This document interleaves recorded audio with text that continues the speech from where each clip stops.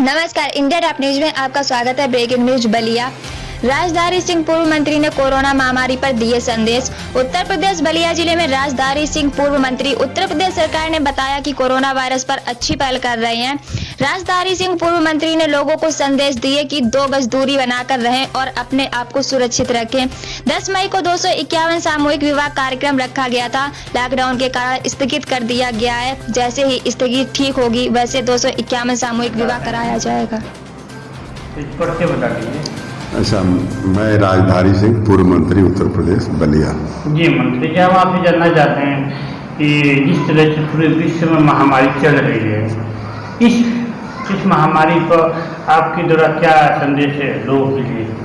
देखिए, 2 चीज़ें हैं। एक तो ये वैश्विक महामारी है और इसमें अपने बचाव के लिए स्वयं हर आदमी को तत्पर होना पड़ेगा।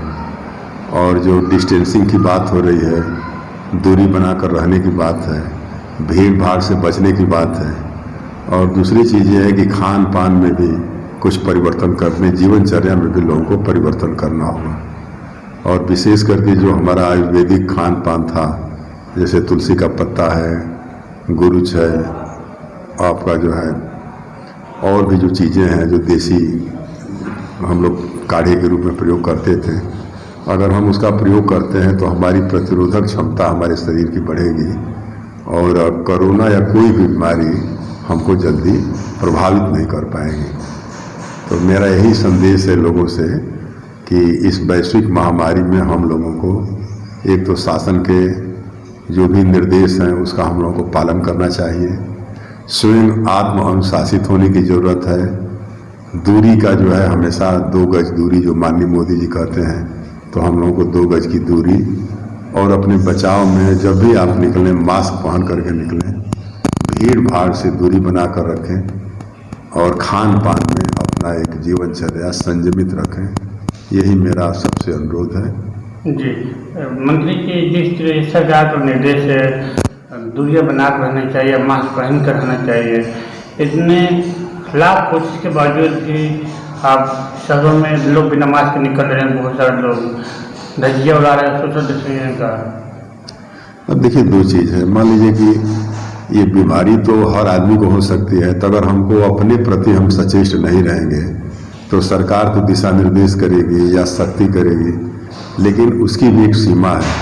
तो हम तो यही चाहेंगे कि हम लोगों को स्वतः स्फूर्त भाव से दूरी बनाकर रहना, मास्क लगा करके रहना और तमाम जो छुआछूत की चीज़ें हैं एक दूसरे से हमारी दूरी बनी रहे, हाथ की सफाई हो, सारी चीज़ें हो, इसको हमको स्वतः करना चाहिए। जी जी, हम आपसे जानना चाहते हैं इस पूरे महामारी में बहुत अब देखा जा रहा है कि अभी राजनीति शुरू हुई है, जो पूरा विश्व झेल रहा है, पूरा विश्व एक हुआ है। देखिए, 2 चीज़ है इसमें। इस प्रकार की घटनाओं में कोई राजनीति का स्थान नहीं होता है। हमको कैसे एक दूसरे का सहयोग करना है, एक दूसरे का साथ देना है, समाज को इस बीमारी से बचाना है, इस पर हम लोगों की सोच होनी चाहिए। अभी बसों को लेकर के तमाम अखबारों में आ रहा है कांग्रेस पार्टी की तरफ से। हम तो चाहेंगे कि यूपी और बिहार में मजदूर बाहर गए हुए हैं, तो जो भी बसें हैं, चाहे वो पंजाब हो, चाहे हरियाणा हो, चाहे दिल्ली का NCR हो, चाहे महाराष्ट्र, उधर से उनको बस लगा करके यहाँ लोगों को ले आना चाहिए। लेकिन हमको ऐसा लगता है कि आगामी विधानसभा चुनाव उत्तर प्रदेश में नज़दीक है, तो सेवा की भावना कम, दिखाने की भावना से ये बस और राजनीति की बात की जा रही है। और हम योगी जी को और विशेष करके मोदी जी को बहुत बहुत धन्यवाद देना चाहते हैं। योगी जी ने जो ऐतिहासिक निर्णय समय समय पर लिए हैं, चाहे कोटा से छात्रों को लाना हो, चाहे देश के किसी भी कोने से प्रवासी मजदूरों को उत्तर प्रदेश में लाना हो, ये एक ऐतिहासिक काम उत्तर प्रदेश की सरकार ने, योगी जी ने किया है। और बार बार योगी जी की अपील है कि हम किसी भी उत्तर प्रदेश के प्रवासी मजदूर को बाहर नहीं छोड़ेंगे। आप लोग पैदल ना आवें, हफ्ते 2 दिन 4 दिन के अंदर सारी ट्रेनों की व्यवस्था करके हम आपको अपने घर लाएंगे। तो एक अच्छी पहल है उत्तर प्रदेश सरकार की तरफ से। हर दल के लोगों को इसमें सहयोग करना चाहिए। जी जी, हम आपसे जानना चाहते हैं जिस तरह श्रमिकों को वो लाया जा रहा है, प्रवासियों को लाया जा रहा है, इस पर बहुत सारे ऐसे जो पैदल चल के अपने गांव पहुंच जा रहे हैं, किसी को पता भी नहीं चल रहा है और वहाँ के स्थिति का गंभीर बना दिया जा रहा है कि भाई योगी जी का जो फरमान है, भाई कोई भी पैदल या किसी तरह से नहीं जाएगा। देखिए, दो चीजें हैं। मान लीजिए कि विपद काल में धैर्य जो है असली साथी होता है।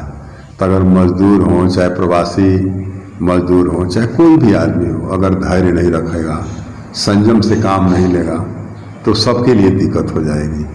और हम तो यही कहेंगे प्रवासी मजदूरों से कि भाई सरकार तत्पर है, भले समय लगे, इतने भारी लोगों को एक साथ ले आना कोई साधारण काम नहीं है, साधन उपलब्ध कराना ये भी साधारण काम नहीं है।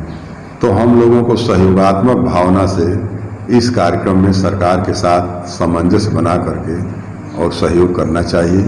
पैदल चल देना, भारी संकट उठाना ये अच्छा नहीं है।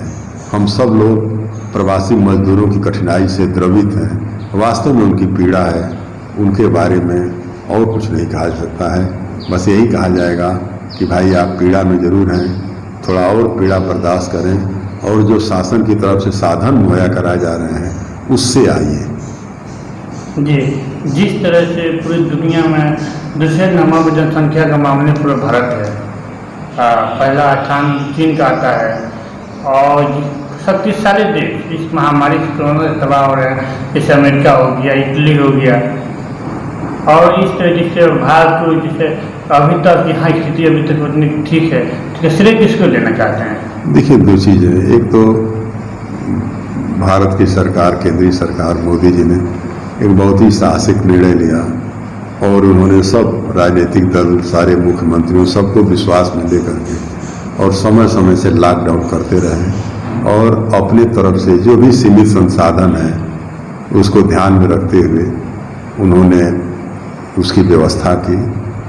और हमें खुशी है जो हमारे डॉक्टर हैं, जो हमारे प्रशासनिक अधिकारी हैं या जो भी हमारे स्वास्थ्य विभाग के लोग हैं, सारे लोगों के सहयोग से, या हमारे विपक्ष के भी लोग हैं, हर राजनीतिक दल के लोगों ने इस महामारी को देश के लिए एक बड़ा संकट मान करके और सरकार के साथ मिल करके लोग चल रहे हैं। इसमें सबका श्रेय है और उस आम जनता का भी श्रेय है जो कि शासन द्वारा जो भी निर्देश जारी होते हैं उसका वो लोग पालन कर रहे हैं। थोड़ी बड़ी दिक्कतें आ रही हैं तो वो भी समय से सब ठीक हो जाए। जी जी, आपके द्वारा मई में सामूहिक विवाह कार्यक्रम रखा गया था। 10 मई को हमने जो है 251 जोड़ा मुख्यमंत्री सामूहिक विवाह योजना का कार्यक्रम रखा था, लेकिन लॉकडाउन के चलते उस कार्यक्रम को हम लोगों ने स्थगित कर दिया है। और जब परिस्थितियां अनुकूल होंगी और जब सामाजिक कार्यक्रम होंगे तो उस समय हम लोग प्रयास करेंगे कि फिर एक बड़ा कार्यक्रम 251 जोड़े शादी का संपन्न हो। जी, मतलब आपकी कार्यक्रम कब कराएंगे?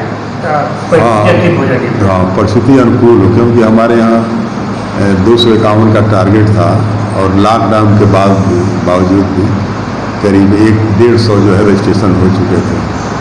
लॉकडाउन नहीं रहता तो और सारे रजिस्ट्रेशन हम टारगेट पूरा कर लेते, तो हमने स्थगित किया है, इसको रद्द नहीं किया। आगे जब भी समय अनुकूल होगा हम लोग इस कार्यक्रम को पूरा करेंगे। जी, अभी इस महामारी में आपकी तरफ से पहुँची जा रही लोगों के लिए?